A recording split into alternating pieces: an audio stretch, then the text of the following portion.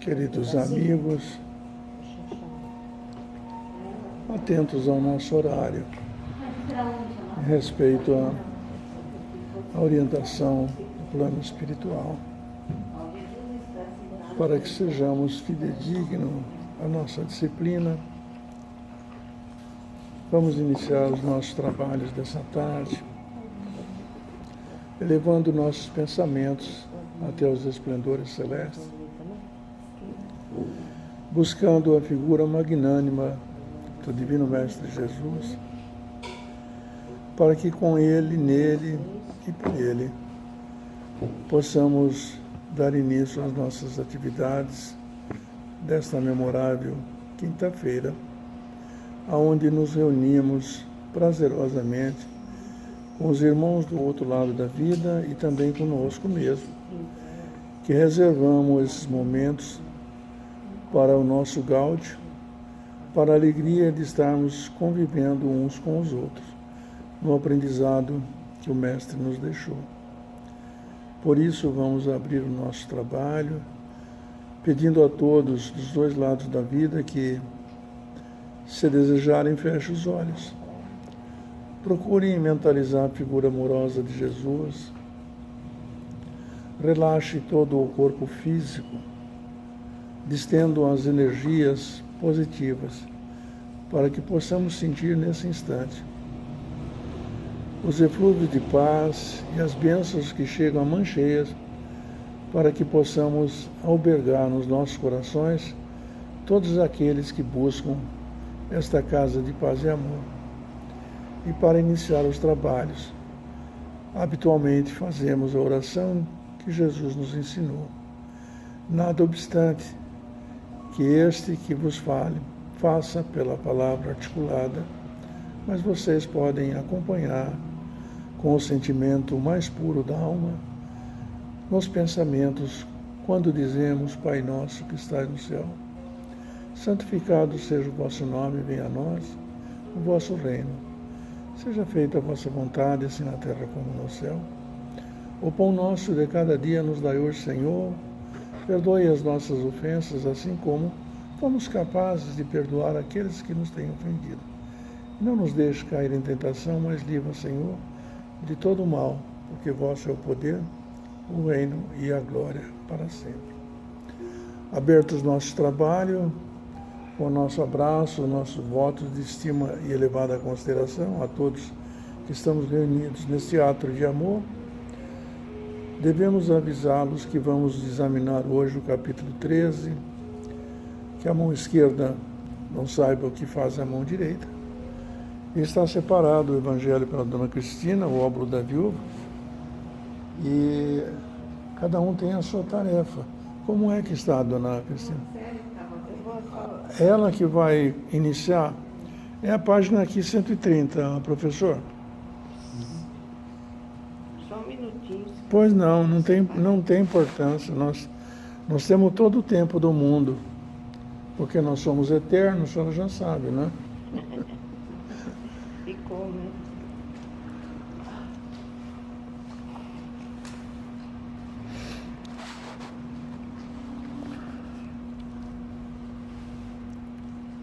Cadê a nossa melodia que eu...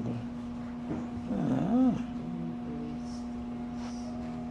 Obrigado, Ayrton.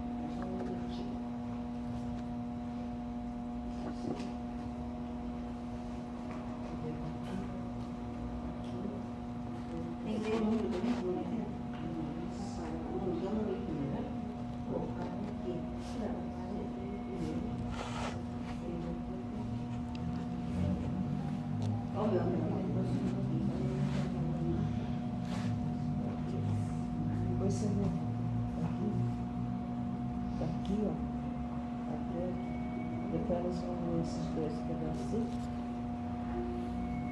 Aqui. Eu vou daqui, essa segunda intenção. Até espíritos. O senhor já me deu o resto. Seguramente, né? É? Seguramente, né? O senhor lê daqui. Seguramente. A satisfação seria grande.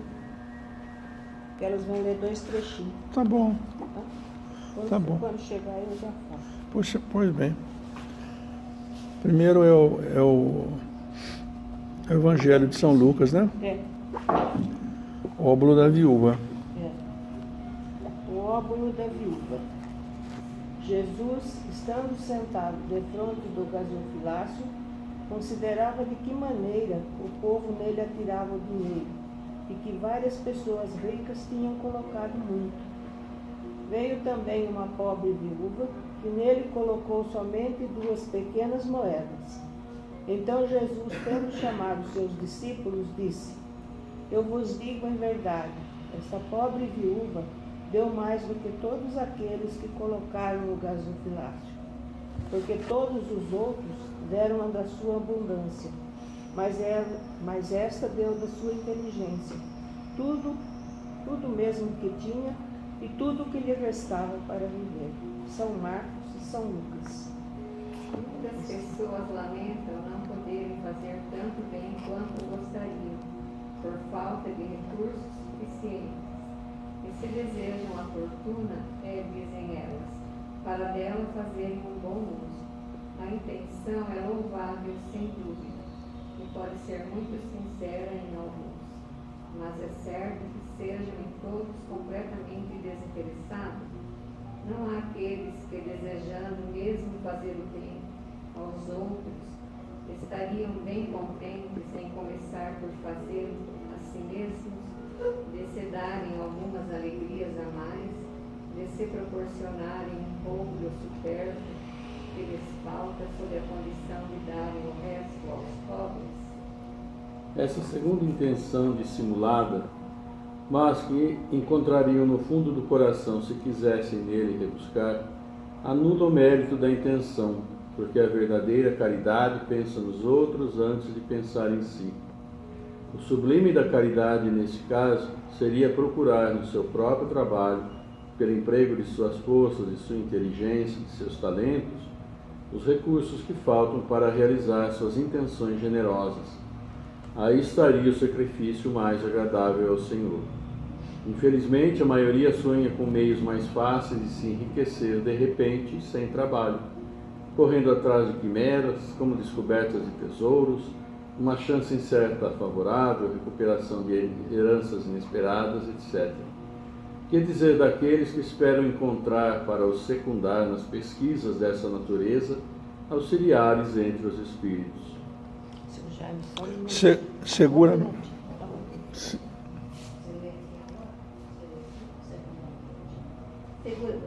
Seguramente eles não conhecem nem compreendem o objetivo sagrado do Espiritismo e ainda menos a missão dos Espíritos. Quais Deus permite comunicarem com os homens, também nisso são punidos pela decepção. Nos livros Mediúnicos 294 e 95. Agora é as testes. Aqueles cuja intenção é pura e toda a ideia pessoal devem ser consolados. E sua impossibilidade em fazer tanto bem quanto gostariam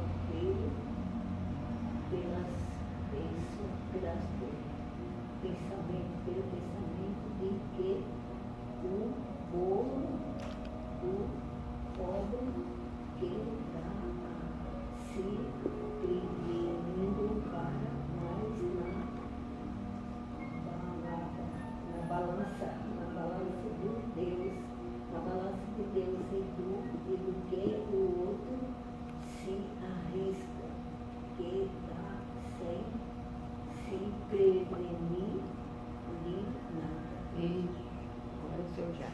A satisfação seria grande, sem dúvida, em poder largamente socorrer a indigência, mas se ela é negada, é preciso se submeter a se limitar a fazer o que se pode. Aliás, não é apenas com o ouro que se podem secar as lágrimas, e é preciso ficar inativo por não possuí-lo. Aquele que quer sinceramente se tornar útil aos seus irmãos, para isso encontrará 1000 ocasiões que as procure e as encontrará.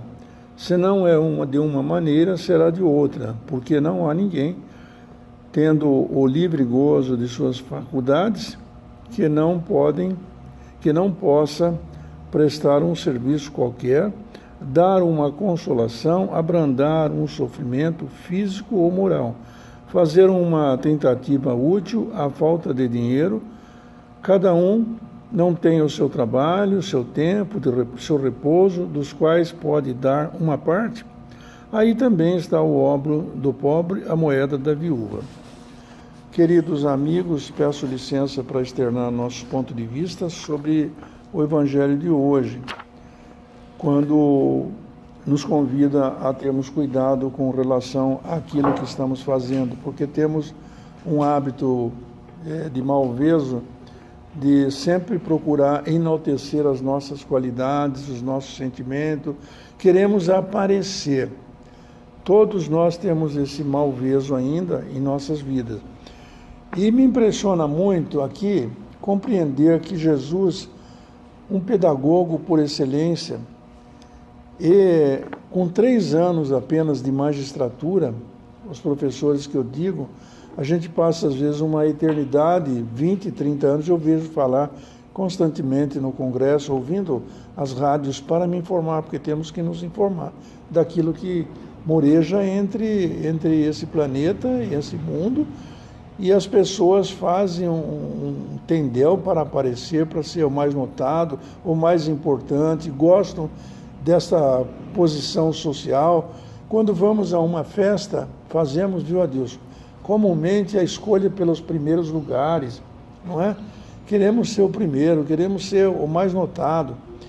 E o óbolo da viúva nos convida aqui pelo Evangelho de São Lucas e São Marcos a entender essa mecânica que nós podemos dar, todos nós podemos dar. Porque quando se fala em dar alguma coisa para alguém, o verbo dar, da primeira conjugação, já parece que machuca, que dói, que violenta os nossos mais puros sentimentos. Não é nada disso. Então Jesus, em apenas 3 anos de magistratura, porque ele, os outros, dos 33 anos, dos outros 30 ele viveu como um homem comum, como uma pessoa comum, sem nenhuma vaidade, sem nada. Mas nesses 3 anos ele saiu para pregar. E ele deixou todo esse arcabouço que hoje, 2021 anos depois da sua vinda no plano físico, porque ele é construtor desse planeta onde nós estamos, mas depois dessa vinda, porque mudaram o calendário, né? O calendário que nós usamos hoje é o calendário gregoriano, foi feito por São Gregório. Então começou a contar, né? É uma história mais ou menos longa sobre o interstício que existia, né? E o importante é que em 2221 anos, nós estamos aqui ainda falando todos os dias, em todos os cantos do mundo, sobre a prédica de Jesus. E como ele fazia? Ele fazia dessa maneira. Jesus estando sentado, quer dizer, precisa procurar, não, um lugar. Jesus estava sentado na praça pública e observou o comportamento das pessoas. Ora, nós também observamos o comportamento das pessoas na nossa casa, no nosso centro espírita, na nossa família, na nossa cidade, no nosso estado, no Brasil, no mundo. Nós estamos acompanhando hoje, com o leilão 5G agora, né, professor? A coisa vai pegar fogo. Então nós estamos acompanhando tudo o que acontece. Jesus estava acompanhando. Quando Jesus fala que aquela viúva pôs mais no gasofilácio que qualquer um daqueles senhores poderosos, Ele quer dizer assim, gasofilácio, não sei, eu sou egresso do catolicismo, posso falar isso. É aqueles cofrinhos que tinham na parede de primeiro, né? Lembra? Na parede pendurada. E quando a gente usava moeda naquela época, quando a gente punha a moeda, fazia um barulho ensurdecedor. Para que isso? Para que as pessoas que estivessem na praça pública olhassem e falassem, nossa, que pessoa generosa, olha quanto que ele deu. Eu fico imaginando, hoje nós não temos nem moeda, né? Mas digamos que a gente pegasse uma nota de 200, trocasse tudo naqueles patacões dos meus tempos de infância, 400 réis, e começasse a colocar um por um, barulho que ia fazer, não é? Para que todo mundo me notasse. Mas Jesus aproveita os momentos mais simples da vida para dar as lições. Aí disse, não, olha, ela deu da sua indulgência, da sua indigência. Ela deu daquilo que faz falta e não daquilo que está sobrando. Porque normalmente, quando nós vamos dar, se é que damos, nós damos do que está sobrando. E, desculpa, amigo, mas nós somos tão miseráveis que nós damos a moedinha mais piquirruxa que tem. Dá uma de um real já está difícil. Tirar uma notinha de R$2 está difícil. Não estou dizendo com isso que devemos também esbanjar o dinheiro, não é isso. Não podemos fazer confusão com a prodigalidade, não é? A prodigalidade é aquele que joga tudo fora. E depois fica aí mais um pedindo para o governo dar uma aposentadoria, dar isso, dar o remédio. Não é isso não, cada um é responsável pela sua vida. Então, o pródigo joga fora. O previdente fala, deixa eu ver se eu posso dar, se eu tenho, se eu posso ajudar. Porque normalmente as pessoas sempre voltam o seu pensamento, o seu sentimento, a Deus, para o dinheiro. E o Evangelho está tão claro para nós, falando que não é o dinheiro. Quem é que não pode ter tempo para no seu trabalho ajudar? Dizer à pessoa, o que é que eu posso fazer por você? De que forma eu posso ajudar? Eu brinco com o pessoal aqui da nossa pequena livraria, quando eu chego lá, o pessoal vê, né? Eu chego lá para cumprimentá-lo, falando, vocês estão precisando de advogado aqui? Porque eu estou fazendo desconto. Ai. Aí a senhora lá falou assim para mim, brincando, não, mas para mim tem que ser de graça. Eu falei, tá bom, eu vou fazer pro bono também. Pro bono é aquele que você não recebe o dinheiro, mas recebe as bênçãos e as graças do Senhor do Universo. Quando a gente abraça uma pessoa, acolhendo-a pela dor, pelo sofrimento, você nem sabe o que ela está passando, mas você troca as energias poderosas, não é, dona Cristina? Quando você dirige uma palavra para uma pessoa de conforto, ou quando você apenas fica do lado ouvindo, porque o fato é que nós não ouvimos os outros falarem. Havia até um programa de televisão que falava assim, senta que lá vem história. Começa a conversar, a pessoa já vai falar demais, sabe? Então, a gente não temos condições hoje de pagar um psicólogo para todo mundo. Mas quem é o maior psicólogo da história da humanidade? Jesus. Ele ensinou como faz, para a gente perdoar os outros, para a gente ter paciência, para a gente não se irritar. Aliás, André Luiz manda aqui uma proposta de paz para a gente meditar. Não se irrite, já viram como nós somos irritadinhos? No tom da voz que nós imprimimos, nós já magoamos as pessoas, ou a pessoa já se põe de salvaguarda. Eu falei, será que a coisa não está? Tem que sorria. Não é difícil sorrir. Sorrir. Tem pessoas tão engraçadas, viu, dona Célia, que às vezes levam um tombo e acham graça. E outros atrapalhadinhos, professor, eles falam assim, foi um espírito que me deu uma pernada, um inimigo que está no meu calço. Olha que besteira, vós sois deuses, tudo que faço vós podeis fazer. O espírito não vem atrapalhar você não, se por acaso você não sintonizar com as energias dele, com os seus pensamentos. Então Deus não toma conta de nós, onipotente, onipresente, onisciente? Claro, amigos. Então não se irrite, mas sorria. Ah, a coisa está difícil, é verdade, mas vai estar melhor. Eu deitei tão cansado ontem, e hoje levantei com uma disposição. Então, de hora em hora, Deus melhora, diz o axioma popular. E diz então André Luiz também, não critique, porque nós gostamos de criticar qualquer atitude. Vocês não sabem como eu estou atravessado aqui hoje com o negócio que deram um jeitinho para votar lá, a quebra dos precatórios, do dinheiro de quem tem, que está esperando, que já morreu. Mas o que eu vou fazer? Vocês ajeitaram, combinaram, vai dar muito para esse e para aquele, façam o que vocês quiserem, não é problema meu. O problema é seu com a divindade. O meu não é que nós somos contra a fazer a Bolsa, o Auxílio Brasil, não é isso não. Mas tem que ver o que foi no bojo disso aí. Como nós não interessamos pela política, é só para ter o conhecimento que é indispensável para se falar, não é? Então, a gente não vai criticar, mas vamos auxiliar, vamos ajudar a pessoa. Vamos ajudar uma senhora que quer atravessar a rua e está com cuidado. Eu estou lá com a minha vozinha, está com 94 anos, aí eu proibi, entre aspas, dela sair na rua. Pai, não vai mais andar não, só me cai aí, já caiu? Como é que está com 94 aí também? Então, a gente tem que ir com cuidado, não é? Quando a gente está machucado, não anda devagar? Devagar. Mas aí diz André Luiz para a gente auxiliar todos. E o que o Evangelho está falando para nós hoje? Que vamos dar aquilo pouco que nós podemos dar, é dar o braço aqui que eu vou te levar até lá. Pronto. E aonde que nós encontramos a oportunidade dessa praça pública, num gasofilácio? Em qualquer lugar, na nossa casa, aqui no Centro Espírita, na brincadeira, nenhuma palavra descontraída, para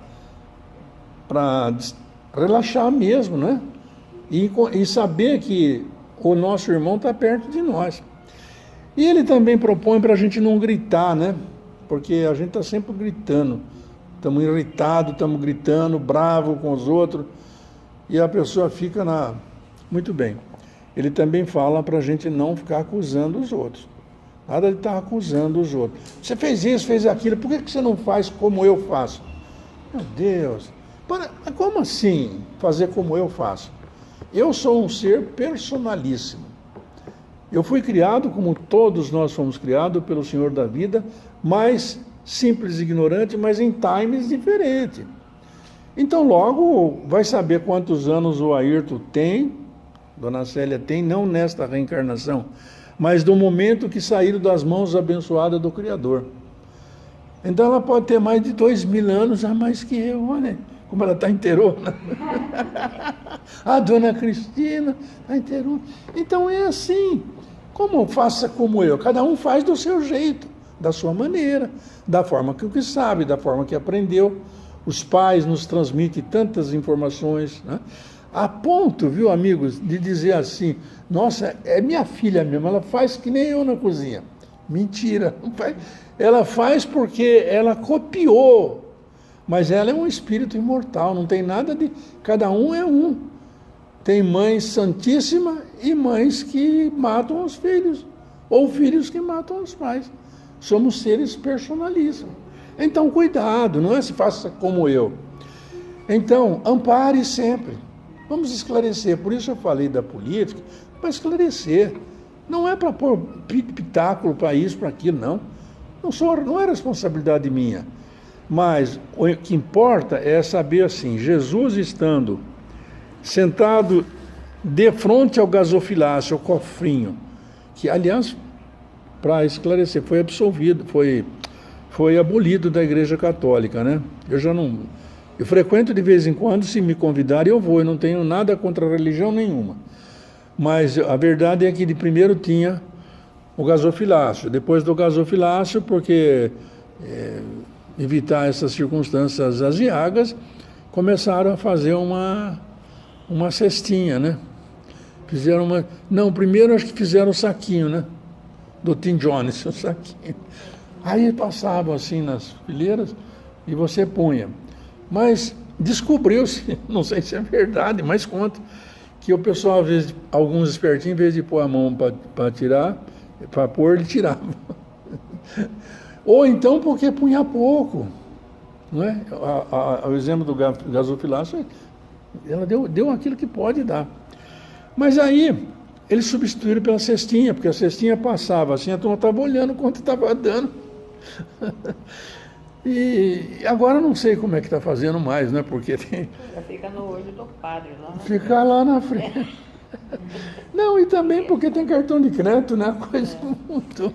Faz depósito direto na minha conta, o Pix.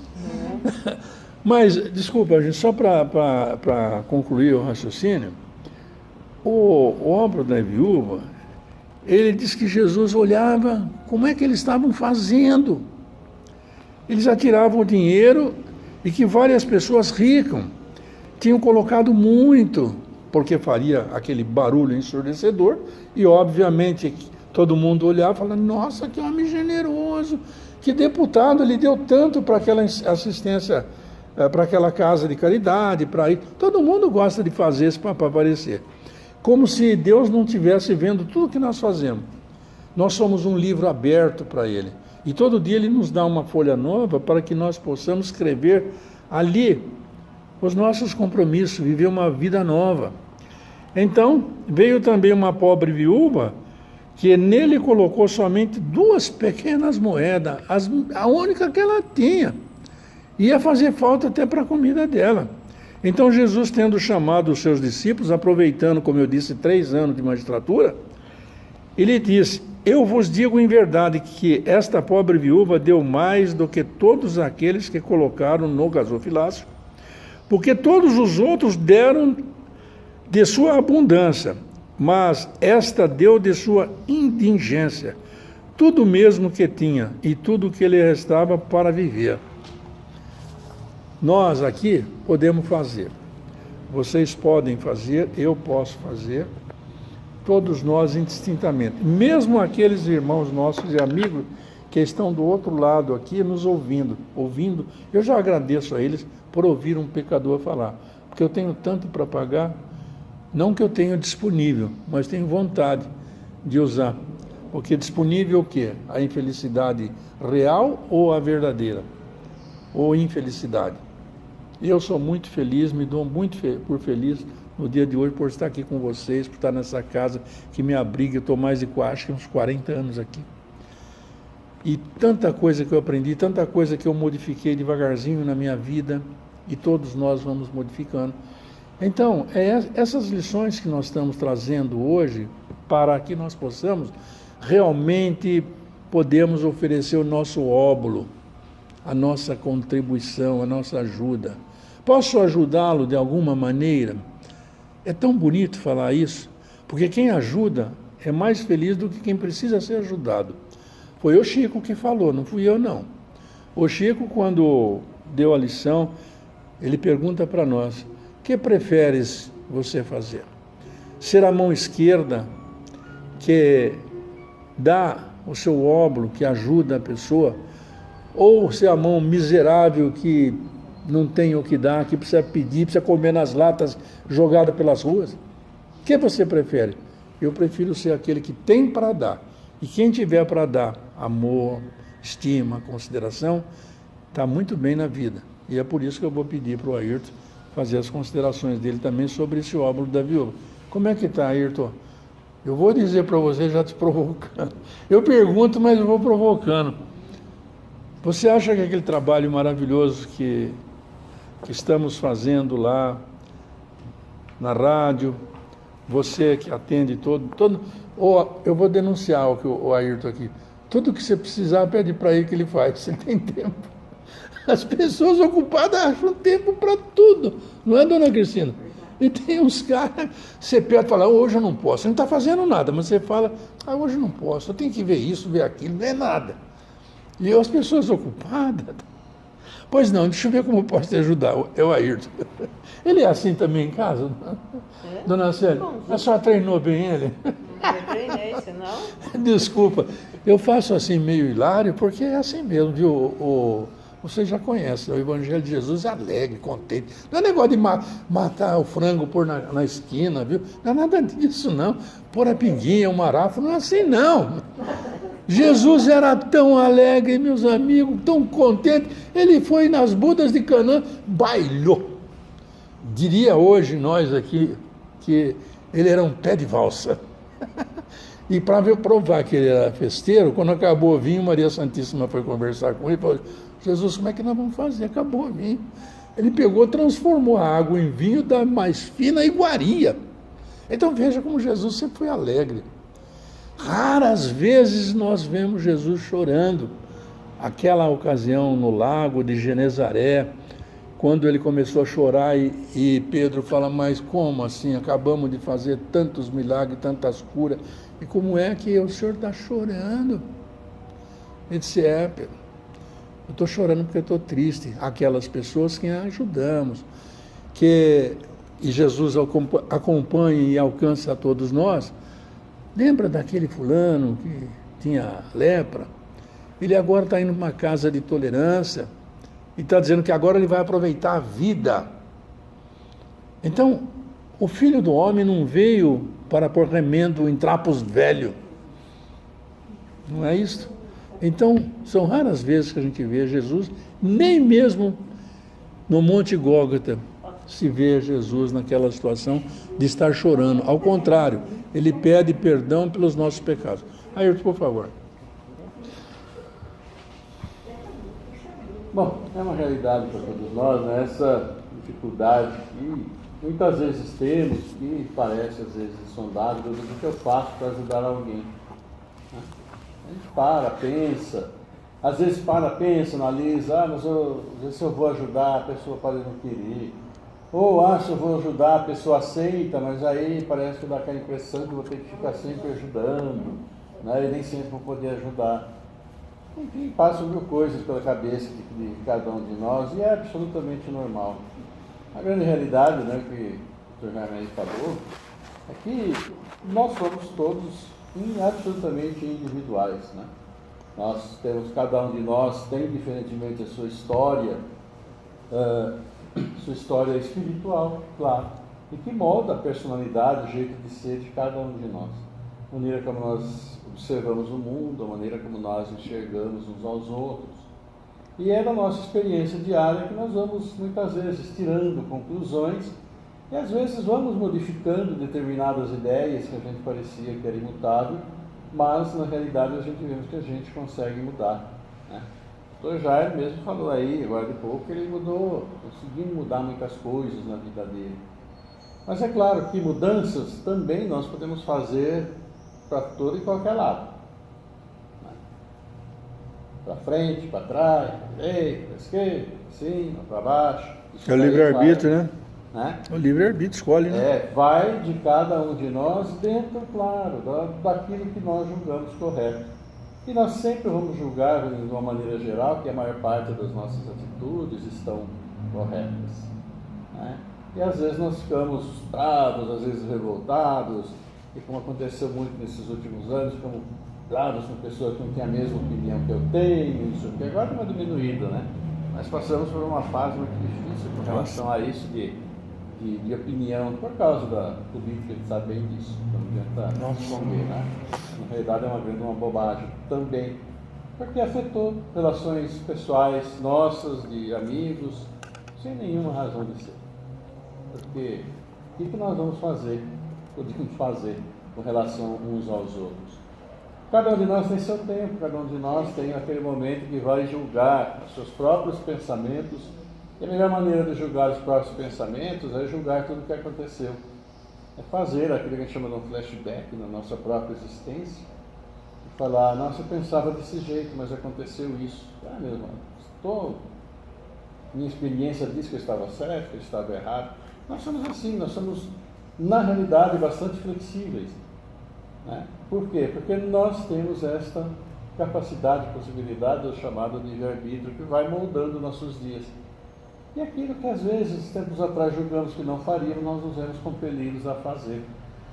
Aquilo que não julgamos que outros fariam, nós vemos que estavam fazendo, às vezes faziam há mais tempo.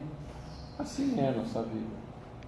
Mas uma coisa que a gente sempre tem, e é uma das finalidades pelas quais nós estamos aqui vivenciando esses dias todos, é essa possibilidade de nos ajudarmos mutuamente. Queremos ou não, todos nós temos dentro de si esse princípio, né, do amor, do olhar para o outro, e muitas vezes, como se diz, né, sentir a necessidade do outro. Afinal de contas, queiramos ou não, isso daí pode estar um pouco escondido por uma capa de matéria ou uma capa de atitudes que tivemos ao longo dessa existência, ao longo das existências anteriores. Mas nada faz com que fique eternamente escondido, porque afinal de contas nós somos filhos do Criador.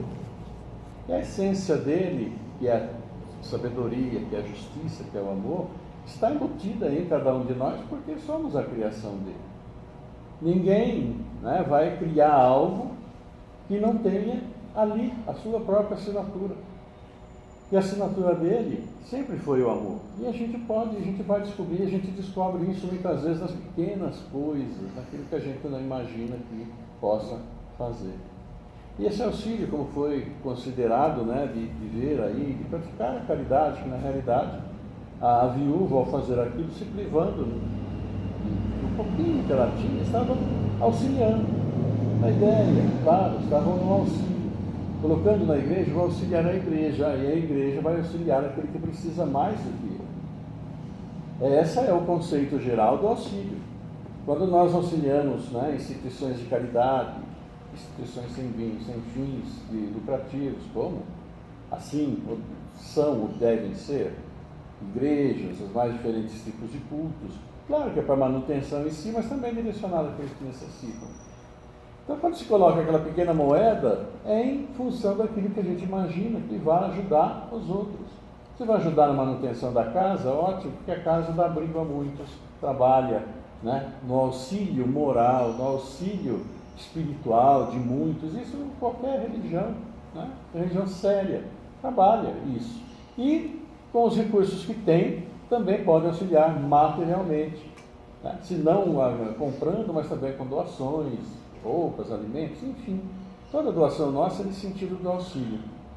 Mas às vezes nós não temos a moeda, mas nós temos a nós mesmos. E esse é o grande segredo, é aquilo que nós podemos fazer com aquilo que nós temos. Né?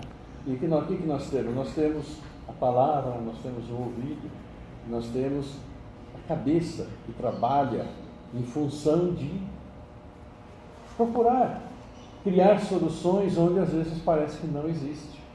E às vezes as pessoas, elas estão desesperadas que não veem soluções. E às vezes uma simples palavra, uma simples colocação acaba auxiliando. E assim nós podemos também fazer. Auxiliar pela palavra, auxiliar pelo ouvido, auxiliar por se colocar simplesmente à disposição. Abrindo espaço para que aquela pessoa que às vezes se encontra, vamos dizer assim, perdida, possa encontrar ali um suporte, por pequeno que seja, que vai auxiliar na caminhada dela. É verdade. A questão é importante, é auxiliar, é ajudar. Por isso, está no segundo mandamento, está no primeiro, amar ao Pai sobre todas as coisas, e está no segundo, amar ao próximo como a si mesmo. Então temos que ajudar, temos que fazer caridade. E as pessoas, como o professor Ailton falou, são diferentes, é natural, são personalistas, mas não perde aquela lição de Voltaire, não é? Filósofo Voltaire. Posso não acreditar no que diz, mas morrerei defendendo o teu direito de dizer. Portanto, as pessoas são mesmo diferentes, podem ter opiniões diferentes, mas não significa que estamos autorizados a criticar, que estejamos autorizados a não conversar, não prestar a nossa caridade, a nossa ajuda pequena, com as mãos, com a nossa atenção. É isso que o Evangelho está querendo de nós hoje. E impressiona-me saber que todos nós aqui, de um lado ou do outro, podemos sim ajudar uns aos outros. O máximo que podemos fazer, a mais nobre da função, é aplicar o perdão. Tanto nós temos compromissos com irmãos que já fizemos, se não nessa encarnação, noutra, e que estão nos ouvindo, que podem também ter a dignidade de nos perdoarem. E nós também, de coração, perdoarmos. Não é de boca para fora, como se faz. Eu te perdoo, mas não quero ver nem morto. Que conversa é essa? Não é? Então, vamos fazer isso. Vamos, na nossa prece, duas coisas importantes. Pedir perdão para aqueles que estão do outro lado, que às vezes nós ferimos até sem a intenção, mas a sensibilidade da pessoa. Nossa, você foi tão rude comigo? Essa é uma das questões. Podemos pedir perdão, ainda sabemos lá em outras vidas o que fizemos. Então, vamos pedir perdão na nossa oração. E vamos aproveitar, pedir para nós mesmos, viu?